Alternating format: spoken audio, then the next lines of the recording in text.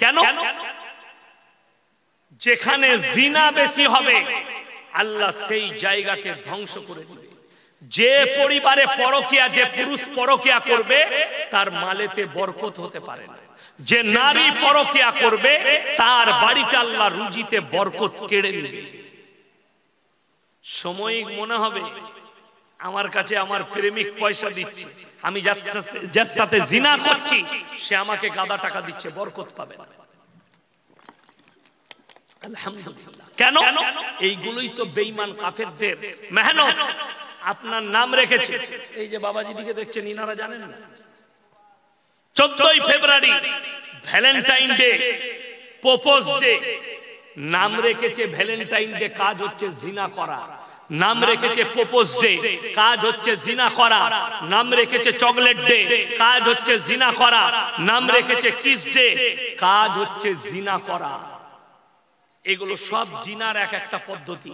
আমাদের সমাজের লোক খালি ভাবে শারীরিক মিলনটার নাম জিনা। কে বলল আপনাকে? চোখের জিনা, হাতের জিনা, কানের জিনা, মুখের জিনা, পায়ের জিনা, নফসের জিনা, শারীরিক জিনা। কথাটা বুঝে এসছে? নারীদিকে পর্দা কেন বলা হয়েছে? ইসলামে ফরজ করা হয়েছে। কোরআন ওই জন্য বলেছে ওয়াদরিব খুমুরিহিন্না আলা জুনুবিহিন, হে নারী তুমি পর্দা নির্ধারিত করো, তোমরা কোনোদিন ধর্ষিতা হবে না। যে বেঈমান আর নেমক হারামরা বলছে, যে শিক্ষিত গুমরাহ গুলো বলছে মেয়েরা যাইবা পোশাক পরলে তোমরা তাকাবে কেন? এখন মডেলিং কি দাঁড়িয়েছে জানেন? ছোট পোশাক পরাটাকে সমাজ বলছে এটা মডেলিং, মেয়েরা ছোট পোশাক পরবে। যদি ছোট পোশাক পরাটা নারীদের মডেলিং হয়, চাঁচল থানায় সব থেকে বড় মডেলিং হচ্ছে কুত্তাগুলো যারা কোনো পোশাকই পরে না। এটা লিখে নিয়ে যান। আমাকে যত গালি দিবে দাও, আমি তো গাল খাওয়া বক্তা, অসুবিধা নেই, আমি গাল খাবো, কিন্তু আমি হক কথা বলে যাব। সব থেকে মডেলিং হচ্ছে কুত্তাগুলো, অথচ কোরআন বলছে ওয়াদরিব খুমুরিহিন্না আলা জুনুবিহিন, হে নারী তুমি পর্দা নির্ধারিত করো, জীবনে তুমি ধর্ষিতা হবে না। শরীর ঢেকে নাও। আল্লাহ রাসূলের হাদিস, মেয়েরা 3টে কারণ ছাড়া বাড়ির বাইরে যেতে পারে না। মুর্শিদাবাদ, মালদা, দিনাজপুর, 2 দিনাজপুর, 24 পরগনা, আরো কয়েকটা জেলায় দেখলাম জলসা হলে বিরাট ভাবে মেলা বসে। বসে না? বসে না? ইসলামী শরীয়তে কোন মৌলবি যদি স্টেজে প্রমাণ করাতে পারে মেলা জায়েজ আছে, আমি ইয়াসিন সমাজের বুকে জীবনে আর বক্তব্য দেব না। কোন মৌলবি খালি বলে দে স্টেজে যে আপনি ভুল বলছেন, মেলা বসানো যাবে, মেলা হারাম। এই জন্য হারাম, নারী পুরুষ এক কাছে হলে 3য় নম্বর যে ব্যক্তি হাজিরি দেয় তার নাম শয়তান। সূরা ইউসুফের প্রথমেই আছে ইন্নাশ শাইতানা লিল ইনসানি আদুউম মুবিন। শয়তান হচ্ছে মানুষের প্রকাশ্য দুশমন। একজন পর পুরুষ আর পর নারী, তার সম্পর্ক হচ্ছে লোহা এবং চুম্বকের, তার সম্পর্ক হচ্ছে আগুন এবং মোমে। আগুনের কাছে মোম যদি থাকে গলবে না? গলবে না, গলে যাবে। লোহার কাছে চুম্বক থাকলে আকর্ষণ করবে না? করবে না, করবে। ওই রকম একটা পর নারী আর পর পুরুষের সম্পর্ক সেম এক্স্যাক্টলি ওটাই। আল্লাহ রাসূলের হাদিস, 3টে কারণ ছাড়া মহিলারা বাড়ির বাইরে যেতে পারে না। যে মায়েরা বসে শুনছেন শুনে যান। নাম্বার 1, কাছের আত্মীয় যদি মারা যায়। কোথাকার আত্মীয় বললাম? কাছের নিকটতম আত্মীয়। নিজের চাচা, নিজের মামা, নিজের ফুপা, নিজের ফুফু, নিজের মামি, নিজের চাচা, কাছের আত্মীয় যদি মারা যায় পর্দার সহিত যেতে পাবে। পর্দা কি? এমন একটা কাপড় দিয়ে শরীর ঢাকবেন মারা, বাইরে থেকে দেখে যেন বোঝা না যায় এই পর্দার ভেতরে যে মহিলা যাচ্ছে তার শরীরের গঠন কেমন, এটা যেন বোঝা না যায়। এটা 1 নম্বর। 2 নম্বর, যদি তোমার শরীর অসুস্থ হয় ডাক্তার কিংবা হাকিমের কাছে যেতে পাবে, কিন্তু কেমন? ওই রকমই পর্দার সহিত। নাম্বার 3, হজ ফরজ হলে হজ করতে যেতে পাবে। মরা ঘরে মাইয়াত বাড়িতে ভিড় কাদের বেশি হয় বাবা? মায়ের। আমরা কিন্তু রুখতে পারি না। আমার আব্বাজিকে বলছিলাম, আপনি 60 বছর বয়ান করছেন পশ্চিম বাংলায়, মেয়েদের মরা ঘর এখনো বন্ধ হয়নি। এত মৌলবি এত বয়ান করলো, মেয়েদের মরা ঘরে ভিড় কমাতে পারলো না। কেন কেন কমছে না? তার কারণ হচ্ছে মাইয়াত বাড়িতে গেলেই আলু আর গোশত পাওয়া যাবে, খাওয়া দাওয়া, লোকের গীবত চুগলি করা। আপনি হাদিস কুরআন মানেন না। আল্লাহ রাসূল সাল্লাল্লাহু আলাইহি সাল্লাম বললেন, কোন বাড়িতে যদি মাইয়াত হয় 3 দিন তার বাড়িতে চুলা জ্বলতে দিও না, এটা প্রতিবেশীর হক। আর আমাদের সমাজে যার বাড়িতে মাইয়াত হয়েছে তার বাড়িতেই গরু জবাই করে খানা করে খায়। এটা আমাদের সিস্টেম, আমাদের মুসলিমদের। আমার ভাই অনুরোধ করে বলে যাচ্ছে, মায়েদিকে অনুরোধ করছি, পর্দার মধ্যে এসো। অনেক জুনার মনে মনে হবে আমরা পোশাক পরবো, পুরুষরা আমাদের দিকে তাকাবে। আমরা মৌলী সাহেব তো মৌলবি মানুষ। অনেকজন বলে, আরে হুজুর আপনারা তো নামাজি ব্যক্তি, আপনারা কেন মেয়েদের দিকে তাকাবেন? তারা যাইবা পোশাক পরল। নাউজুবিল্লাহ, কত বড় বেহুরমতি কথা। আল্লাহ আমাদের মধ্যে নফস দিয়েছে না দেয়নি? দিয়েছে। গত বছরে বাংলাদেশের কয়েকটা মেয়ে রাস্তায় ন্যাংটো হয়ে দাঁড়িয়ে প্রতিবাদ করছিল, ন্যাংটো উলঙ্গ অবস্থায়। আমাদেরকে পোশাকের স্বাধীনতা চাই, আমরা পরতেও পারি নাও পরতে পারি, আমাদেরকে যেন বাধা না দেওয়া হয়। নাউজুবিল্লাহ। আমি বললাম এদের থেকে বাংলাদেশের কুত্তাগুলো অনেক ভালো। কুত্তাগুলো এই নারীগুলোর থেকে। শুনেলেন সূরা ইউসুফ নবী তিনি নিজে বলছেন, ওয়ালাকাত হাম্মাত বি ওয়া হাম্মা বিহা লাউলা আরআ বুরহান রাব্বি। জুলাইখা যখন নিজেকে বেবস্ত্র করে ইউসুফ নবীর সামনে এসেছে, নিজের শরীরকে দেখিয়েছে, ইউসুফ নবী বলছে শয়তান আমাকে ধোঁকা দিচ্ছিল, আল্লাহ বাঁচিয়েছে। জোরে বলুন সুবহানাল্লাহ। নবী পয়গম্বর আল্লাহ বাঁচিয়েছে। কিন্তু আমরা তো আর পয়গম্বর নয়, আমরা মানুষ। নবীরা কি মাসুম? নবীরা কি বললাম? মাসুম। নবীরা কি জান্নাতি? নবীরা কি জান্নাতি। আল্লাহ তাআলা হর হালতে নবী পয়গম্বরদের হেফাজত করেছেন। ইউনুস নবী মাছের পেটে 40 দিন, আল্লাহ মাছকে হজম করার হুকুম দেয়নি। জোরে বলুন সুবহানাল্লাহ। নূহ নবী নৌকার উপরে, গোটা পৃথিবী উতাল পাতাল চলছে, দরিয়া 1250 ফুট উপরে পানি। নূহ নবী দোয়া করলেন, বিসমিল্লাহি মাজরিহা ওয়া মুরসাহা ইন্না রাব্বি লাগফুরুর রহিম। আল্লাহ পানিকে হুকুম দিলে তোমার আর লড়ার ক্ষমতা নেই, আমার নূহ নবীর নৌকাটা স্থির করে দাও। পানি স্থির হয়ে গেছে আল্লাহর হুকুমে। জোরে বলুন সুবহানাল্লাহ। আগুনে ছুড়া হয়েছে ইব্রাহিম নবীকে। আল্লাহ তাআলা আগুনকে বললে, কুল্লা ইয়া নারু কুনি বারদাও ওয়া সালামান আলা ইব্রাহিম। হে আগুন তুমি ক্ষান্ত হও আমার ইব্রাহিমের জন্য। ইব্রাহিমের একটা পশম পর্যন্ত আগুন জ্বালাতে পারেনি। জোরে বলুন না সুবহানাল্লাহ।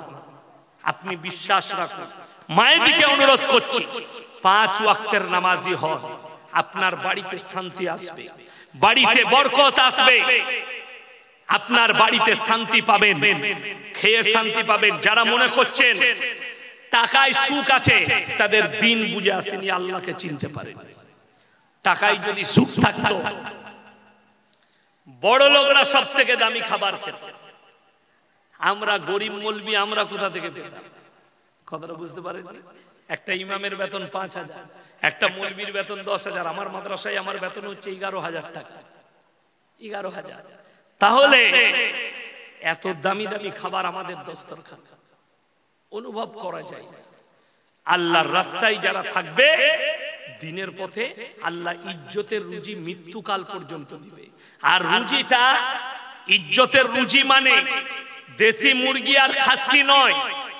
ইজ্জতের রুজি মানে দস্তরখান আপনার সামনে লাগবে, খাবারের প্লেট আপনার কাছে আসবে।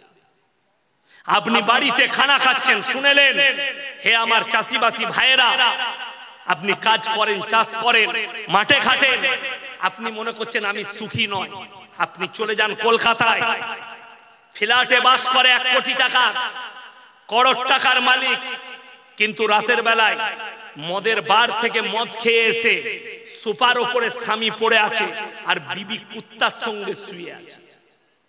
আর আপনি এশার নামাজ পড়ে মসজিদে দোয়া করে গিয়ে বাড়িতে বিবির সঙ্গে একটা দস্তরখানে খানা খেয়েছেন, সবজি দিয়ে ভাত খেয়েছেন, না হলে ডাল।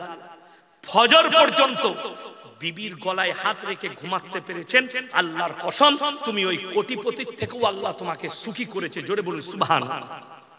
তুমি তার থেকেও বড় সুখী যে বিবির সঙ্গে সারা রাত গলায় হাত রেখে ঘুমাতে পেল মহব্বতের সঙ্গে। যে ফ্যামিলিতে স্বামী স্ত্রী মহব্বত আছে সেই ফ্যামিলিতে মুরগি লাগবে না।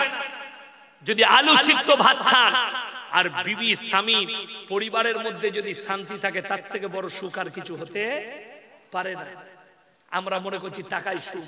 যারা মনে করছেন টাকাই সুখ আছে, কলকাতা প্রেসিডেন্ট জেলে যান আর পার্থ বাবুকে জিজ্ঞেস করে আসুন, স্যার টাকায় কত সুখ, উনি বলে দিবেন টাকায় কত সুখ আছে। না, টাকার সুখ শুনবেন। বর্তমানে সালমান খানকে একজন মারার হুমকি দিয়েছে, তার বাড়ির চারিদিকে ক্যামেরা, 70টা 50 থেকে 70টা পুলিশ ঘরটা 24 ঘন্টা ঘিরে রেখেছে। তার নাম আল্লাহ, তার নাম আল্লাহ। আর আপনি সকালবেলায় উঠে মসজিদে ফজরের নামাজ পড়ছেন, চায়ের দোকানে বসে চা খাচ্ছেন, না হলে বিবির কাছে গিয়ে বিবির তৈরি করা 1 কাপ চা খাচ্ছেন, বিবিকে বাজারটা করে এনে দিচ্ছেন, বিবির কপালে চুম্বন দিচ্ছেন, বিবির সঙ্গে সুখে আছেন। এর থেকে দামি সুখ আর পৃথিবীতে কিছু হতে পারে না। আল্লাহর নবীর সাহাবীরা সুখী কেন? একটাই কারণ, আল্লাহর হাবিব সাল্লাল্লাহু আলাইহি সাল্লাম যে আদর্শ দিয়েছে তার উপরে টিকে গেছে। স্ত্রীর সঙ্গে ভালো ব্যবহার, পুত্র পরিজনের সঙ্গে ভালো ব্যবহার। শুনেলেন পৃথিবীর শ্রেষ্ঠ মুফতি, তেনার নাম হচ্ছে মুফতি তাকি উসমানী, পাকিস্তানে। তিনি বলেছেন 1 সপ্তাহ আগে 2 সপ্তাহ আগে कि दुनिया में क़यामत से पहले हराम औलादों से भर जाएंगे। পৃথিবীটা হারাম আওলাদে ভরে যাবে, হালাল সন্তান কম হয়ে যাবে। বিসমিল্লাহ। আল্লাহর রাসূলের হাদিস, মেয়ের সংখ্যা বেড়ে যাবে, পুরুষের সংখ্যা কমে যাবে।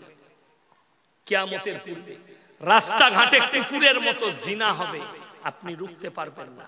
এটা রাসূলের হাদিস, কিয়ামতের আলামত। আপনাকে বলে দিই, আজকে আমি জলসায় এসেছি বর্ধমান জেলাতে, 339 কিলোমিটার রাস্তা এসেছি।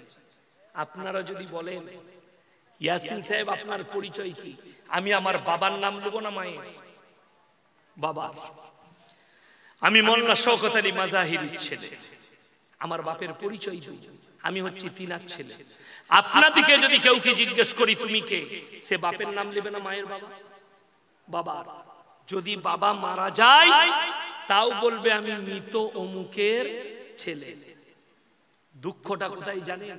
আপনি বুঝতেই পারেননি আপনাকে যে আল্লাহ মানুষ করেছে, আল্লাহ যে আপনাকে ইনসান করেছে, কত বড় দৌলত দিয়েছে। কেন? আল্লাহ মানুষের যে পরিচয় এটা বাপের দ্বারা ঘটিয়েছে। জোরে বলুন সুবহানাল্লাহ। হালাল পরিচয় ঘটিয়েছে। আর আপনাদের এখানে ছাগল আছে না? ছাগলের বাচ্চা হলে কার বাচ্চা বলেন? পাঠান না ছাগলের? ছাগলের। গায়ের বাচ্চা হলে কেউ বলে ষাঁড়ের বাচ্চা, সবাই বলে গায়ের বাচ্চা। আল্লাহ জানোয়ারের পরিচয় ঘটিয়েছে মায়ের দ্বারা, আর ইনসানের পরিচয় ঘটিয়েছে বাপের দ্বারা।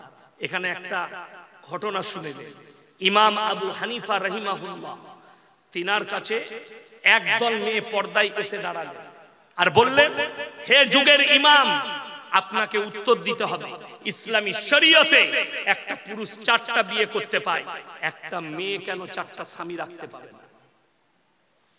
তিনি বললেন, হে মায়েরা, তোমরা আজকে বাড়ি যাও, এই উত্তর আমি কালকে দেব। তিনারা বাড়ি চলে গেলেন। ইমাম আবু হানিফা রাহিমাহুল্লাহ পেরেশান হলেন, আমি কি উত্তর দেব এদিকে? তিনি যখন বাড়িতে খানা খেতে বসেছেন, মেয়ে খানা খাওয়াচ্ছেন, কিন্তু মাথায় চিন্তার ভাঁজ, সেই উত্তর খুঁজছেন। মহিলা তিনার মেয়ে জিজ্ঞেস করলে, আব্বা আপনি পেরেশান? বললে হ্যাঁ। কেন? বললে মহিলারা এই প্রশ্ন করেছে, আমি উত্তর দিতে পারি। সেই যুগটা কিন্তু সায়েন্সের যুগ ছিল না, টেকনোলজির যুগ ছিল না। ওনার মেয়ে বললে, আব্বা কালকে আপনি আমার কাছে পাঠান, আমি উত্তর দেব। সকালে মহিলারা এসছে, ইমাম আবু হানিফা রাহিমাহুল্লাহ বললেন, আমার মেয়ের কাছে চলে যাও, তোমাদের উত্তর রাখা আছে। সেই মহিলারা যখন তিনার মেয়ের কাছে এলেন, তিনার মেয়েকে বলছেন, তুমি কি উত্তর দিবে? বলে হ্যাঁ, কিন্তু একটা কাজ উত্তর দেবার আগে। বলে কি? সমস্ত মহিলার হাতে একটা করে রেওয়ায়েতে আছে কটোরা ধরিয়েছেন, বাটি।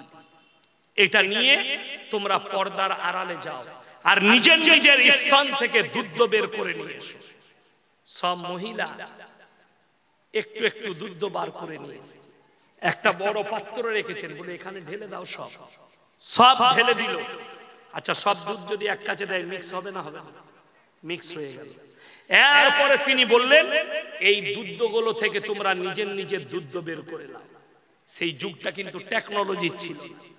সেই মহিলারা বললে, তুমি তো পাগল, এই দুধগুলো মিশে গেছে, কেমন করে বার করব? বলে, মহিলারা শোনো, তোমরা যদি চারটা পুরুষ রাখতে চাও, এই দুধের মিশে যাওয়ার মতো সন্তানটা কার সংশয় দাঁড়িয়ে যাবে, যুদ্ধ হবে পৃথিবীতে, মারামারি কাটাকাটি হবে। কেন? নারীর পেটে সন্তান জন্মগ্রহণ করে, তোমাদের মধ্যে আর জানোয়ারের মধ্যে কোনো পার্থক্য থাকবে না। কেন?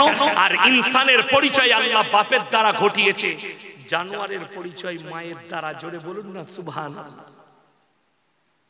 চলুন এরপরে যারা পশ্চিমী দুনিয়াকে ফলো করতে চাইছে, যে ওই দুনিয়াটা সব থেকে ভালো, আমেরিকার কাছে প্রযুক্তি আছে, আমেরিকার কাছে নাসা আছে, আমেরিকার কাছে সায়েন্টিস্ট আছে, আমেরিকার কাছে বৈজ্ঞানিক আছে, তাদের কাছে প্রযুক্তি আছে, কিন্তু বড় কষ্টের বিষয় আদর্শ তাদের কাছে নেই। আদর্শ কাকে বলে? আপনাকে বলে দিই। আমেরিকা, লন্ডন, জাপান, জার্মান, উত্তর কোরিয়া, দক্ষিণ কোরিয়া, ব্রাজিল, চায়না, যতগুলো বেঈমান কাফের দেশ আছে, তারা তাদের পার্লামেন্টে পাস করিয়েছে কি, এরপর থেকে যদি কোনো সন্তান বাঁচতে চায়, মায়ের পরিচয়েও বাঁচতে পারবে। যারা যুবক আছে, যারা ফুটবল খেলা দেখে, ফুটবল খেলে, দামি প্লেয়ার যাকে ফুটবল সম্রাট বলা হয়, তার নাম হচ্ছে দিয়েগো মারাদোনা। নাম শুনেছেন না শুনেননি?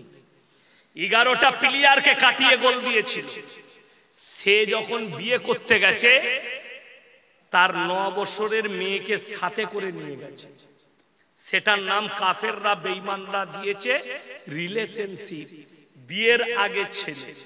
আগে দেখবেন ছোটবেলায় আমার বাপ চাচারা আমাদিকে কি বলতো, এই তোর বাপের বিয়ে দেখেছিস? বলতো না? বলতো। কিন্তু এখনকার ছেলেরা বাপের বিয়ে দেখছে।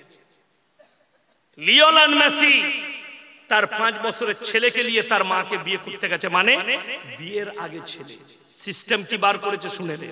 তোমার সঙ্গে রিলেশনশিপে থাকবো, ছেলে হবে, যা হবে ঠিক আছে, যদি মনোমিলন হয়, যদি মিল খাই, থেকে যাব, বিয়ে করব। যদি মনের মিল না হয়, তুমি আলাদা, আমি আলাদা, আবার আমি অন্য পুরুষ ধরবো। আর এই হারাম সন্তানগুলো মায়ের পরিচয়ে বাঁচবে কিয়ামতের সকাল পর্যন্ত। ইসলামে হারাম। মুসলমানদের কাছে সব থেকে বড় পাপটা দ্রুত গতিতে যেটা ছুটে এসছে, তার নাম হচ্ছে পরকিয়া। লোকের বউকে নিয়ে পালিয়ে গিয়ে ঘর করা। বিসমিল্লাহ। কেমন করে? আপনি যদি শুনেলেন, এখনকার সমাজের লোক নামাজ পড়ছে, অথচ লোকের বউকে নিয়ে পালিয়ে এসে ঘর করছে, অথচ সে নিজেকে মুসলমান ভাবছে, মুমিন ভাবছে। মুমিন নয়, সে বেঈমান। কোরআনকে অস্বীকার করেছে, রাসূল সাল্লাল্লাহু আলাইহি সাল্লামের আদর্শকে অস্বীকার করেছে, সে আর মুমিন থাকতে পারে না, সে বেঈমান হয়ে যাবে। যতক্ষণ পর্যন্ত তার আগের স্বামী তালাক না দিচ্ছে, পৃথিবীর যদি কাবা ঘরের ইমামকে নিয়ে এসে ইজাব কবুল করার নিকাহ পড়ার নিকাহ হবে না। স্বামী তালাক দেবে, 3 মাস 10 দিন নারী ইদ্যত পালন করবে, তারপরে অন্য পুরুষ গ্রহণ করতে পারবে। তার আগে কোন মহিলা যদি বলে, আমার স্বামী হুজুর আমাকে জ্বালাচ্ছে, মদ খায়, অত্যাচার করে, কিন্তু আমার স্বামী আমাকে তালাক দিচ্ছে না, তার জন্য ইসলামী শরীয়তে লাইন আছে, ইমারতে শরিয়া, পার্সোনাল ল বোর্ড, কোর্ট আছে, ইসলামী কোর্ট। আপনি যাবেন স্বামীর কাছে, প্রথম মাসে একটা চিঠি যাবে, চিঠিতে লেখা থাকবে আপনার অত্যাচারের কথা। স্বামী যদি উত্তর না দেয়, দ্বিতীয় মাসে চিঠি যাবে, উত্তর এলো না, তৃতীয় মাসে চিঠি যাবে, উত্তর এলো না, তার নাম হচ্ছে খোলা তালাক। তারপরে তুমি ইদ্যত পালন করবে, অন্য স্বামী গ্রহণ করবে। কিন্তু তালাক হওয়ার আগে যদি কেউ পালিয়ে যায় আর তার সঙ্গে ঘর করে, আমি আল্লাহর কসম খেয়ে বলে যাচ্ছি, পৃথিবীর যত দামি লোককে দিই, দামি মৌলবীকে দিই নিকাহ পড়ান, নিকাহ হারাম, নিকাহ হবে না। এই কথাটা মুসলমান নারী পুরুষকে বুঝতে হবে। ইসলামে কিয়ামতের সকাল পর্যন্ত হারামটাকে হালাল করা যাবে, যাবে সকাল পর্যন্ত কিয়ামতে। ওই জন্য প্রত্যেকটা ভাই ইমানের উপরে টিকবো। জোরে হাত তুলে বলুন ইনশাআল্লাহ। আমরা আমার ইমানকে মজবুত করব, বিবিদিকে দিন বুঝাবো, ইসলাম বুঝাবো। আমার ভাই, আপনি অবাক হবেন বেঈমান কাফেররা কিভাবে আপনার ঈমানগুলোকে চ্যুত করছে, আপনাকে লাইনচ্যুত করছে, আপনি অনুভব করতে পারবেন তারা কিভাবে করছে। আপনি কি ভেবেছেন তারা আপনার পেছনে মেহনত করেনি? 24 ঘন্টা মেহনত। সব থেকে দামি মেহনত যেটা কামিয়াব হয়েছে তার নাম মোবাইল। এই মোবাইলটা 90% ক্ষতি করেছে, 10% লাভ পেয়েছে। লাভটা কার? যারা ব্যবসায়ী তাদের, যারা কাজ কারবার করে তাদের।